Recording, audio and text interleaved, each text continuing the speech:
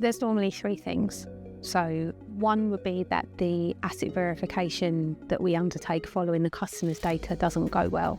Sometimes it can be due to lack of time, lack of access, or simply that it's lack of knowledge on the asset verifier's part. If we don't get that right to start with, then things just go progressively downhill for operations. So that's really important to make sure that we get right.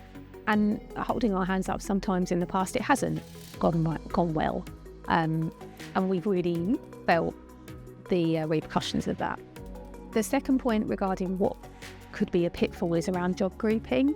So when we get an asset list and we put it into Bio, we need to make sure that we are logically grouping these jobs together so that an engineer can pick it up, go, do their job, sign it off, happy days, we're finished. Sometimes Bio may look at different types of assets and say, oh, well, they're all electrical, we'll group all of those together. But when the engineer gets to site, actually something that we've listed as an electrical, let's say a water heater, an electrical heater might actually need to have a plumber.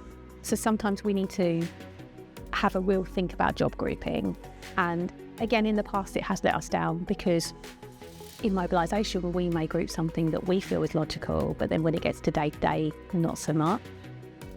So now we are more regularly having those conversations with operations to make sure that we group things effectively for them.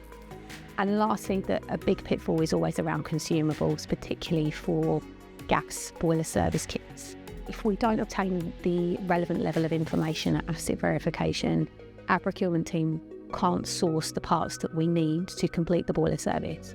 So ultimately, our gas engineer will go to site, look at the boiler, and then can't do the work because they don't have the relevant consumables with them.